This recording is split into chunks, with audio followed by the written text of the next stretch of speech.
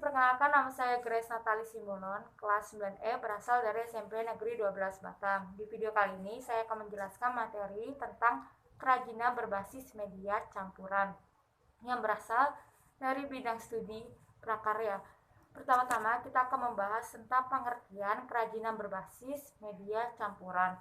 Yang dimaksud dengan kerajinan berbasis media campuran adalah jenis kerajinan yang menggunakan bahan utama tertentu yang dipadukan sedemikian rupa dengan bahan tambahan agar lebih menarik namun tetap fungsional sesuai dengan fungsi asli kerajinan tersebut.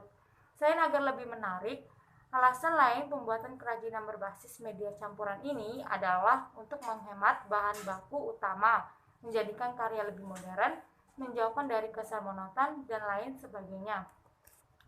Prinsip kerajinan berbasis media campuran. Adapun prinsip perubahan strategi adalah sebagai berikut. Yang pertama, merupakan penggabungan dan berbagai bahan yang tidak memiliki reaksi kimia tertentu ketika dilakukan penggabungan. Misalnya bahan yang digunakan dapat membuat bahan lainnya terkikis atau berkarat dan sebagainya. Yang kedua, ada bahan yang digunakan terdiri dari berbagai jenis, tidak hanya satu saja, mereka lebih dari satu, dapat 2, 3, atau lebih. Semua bergantung kepada rancangan kebutuhan dari produk kerajinan yang akan dibuat. Yang ketiga, bahan dapat terdiri dari bahan homogen atau heterogen. Misalnya, bahan alam dengan bahan alam, bahan buatan dengan bahan buatan. 4, ada masing-masing bahan memiliki karakteristik sendiri yang saling mendukung terwujudnya keindahan atau bisa disebut sebagai estetika dari sebuah produk kerajinan yang dibuat. Yang kelima, penggabungan bahan yang dilakukan harus dapat menyatu dengan bahan lainnya sehingga terjadi kesatuan dan harmonisasi. Yang pertama, ada menyederhanakan bentuk dengan mengurangi atau menambahkan bentuk produk kerajinan berbasis media campuran atau bisa disebut sebagai stilasi. Stilasi adalah melakukan strategi perubahan dengan menyederhanakan bentuk produk kerajinan, dilakukan dengan melakukan pengamatan pada produk asal sebagai objek perubahan. Yang dilakukan adalah mengurangi bentuknya yang dirasa berlebihan atau dengan cara menambah bentuk jika kurang menarik. Yang kedua, ada merubah bentuk produk kerajinan berbasis media campuran atau bisa disebut sebagai deformasi. Kerajinan berbasis media campuran dapat pula dilakukan dengan menggunakan cara merubah bentuk hingga menjadi bentuk yang benar-benar baru. Hal ini sejalan dengan keinginan manusia yang mengarah kepada tujuan jangka panjang. Deformasi diartikan sebagai perubahan bentuk yang terjadi secara permanen. Perubahan bentuk ini harus diimbangi dengan pengetahuan tentang objek atau produk asalnya agar perubahan yang diharapkan dapat terlihat dengan maksimal. Pada stilasi, prinsip yang harus dilakukan dalam tahap perancangan. Yang pertama ada pesan eksplisit pada produk harus jelas, apakah sebagai produk fungsional ataukah sebagai produk hias. Yang kedua, pesan yang bersifat implisit pun harus diberhentikan, apakah produk kerajinan membawa pesan informatif atau prestige. Yang ketiga, bahan yang tersedia sejak awal dapat menjadi modal perancangan produk kerajinan, namun dapat pula bahan yang dibutuhkan disiapkan setelah perancangan. Yang keempat, produk kerajinan sebagai materi asal untuk dilakukan menyederhanakan bentuk harus disiapkan, apakah bentuk gambar ataupun bentuk langsung. Yang kelima, perhatikan penghematan bahan agar produksi dapat dilakukan sebanyak mungkin dengan berbagai bentuk rancangan. Jenis dan karakteristik kerajinan berbasis media campuran. Bahan yang digunakan sebagai bahan dasar untuk kerajinan berbasis media campuran sangat beragam, bergantung pada sumber daya alam dari masing-masing daerah. Jenis bahan alam yang digunakan adalah kayu, batu, logam, keramik, serat, kulit, dan sebagainya. Sedangkan jenis bahan buatan dapat digunakan adalah plastik, gip, fiberglass, dan sebagainya.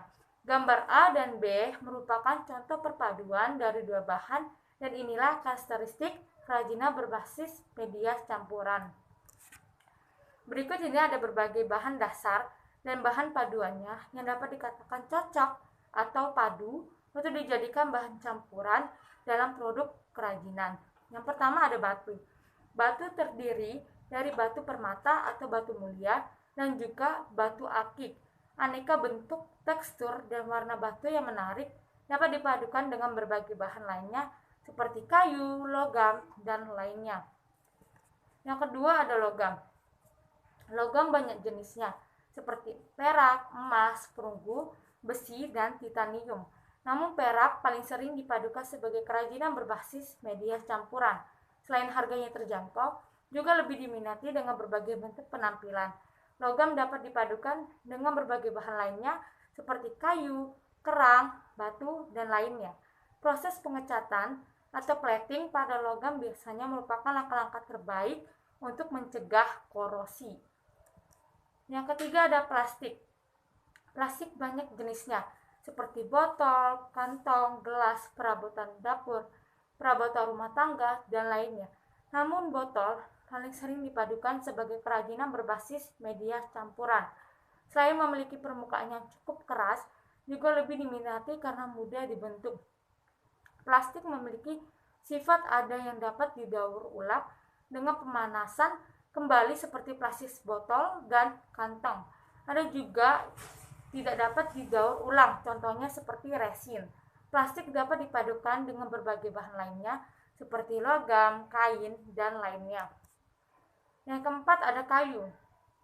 Kayu adalah bagian batang atau cabang serta ranting tumbuhan yang mengeras karena mengalami lignifikasi atau pengayuan.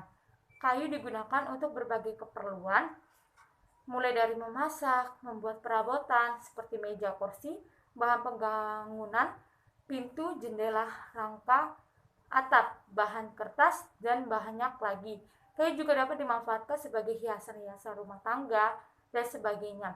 Kayu juga banyak jenisnya seperti kayu jati, meranti, nangka, jati landi, kayu hitam, dan sebagainya.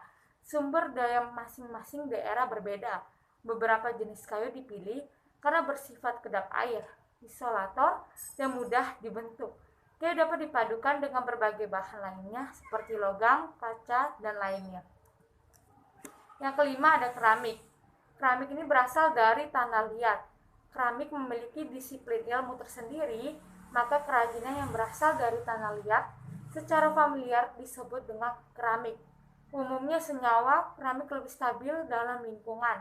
Bahan baku keramik yang umum dipakai adalah feldspar, balclare, kuarsa, kaolin, dan air.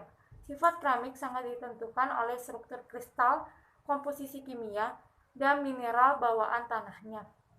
Karena sifat keramik rapuh dan mudah pecah, maka keramik dapat dipadukan dengan berbagai bahan lain yang bersifat lembut atau ringan, tidak merusak seperti kain, rotan, kertas, atau karton, dan lainnya. Berikut adalah contoh dari kerajinan yang adalah berbasis media campuran. Yang pertama ada gantungan kunci. Bahan utamanya adalah besi, namun dipadukan dengan plastik atau kain pada hiasan. Yang kedua ada figura logam. Bagian bingkai terbuat dari logam namun penahan gambar atau foto dari kayu atau kertas keras. Yang terakhir adalah nomor 3, kalung batu mulia. Bahan utama batu adalah berfungsi merangkai. Kalung adalah rantai besi atau tali benang. Gambar tersebut bisa dilihat di samping. Ini materi yang dapat saya sampaikan. Mohon maaf kalau ada perkataan yang kurang mengenakan. Bye bye.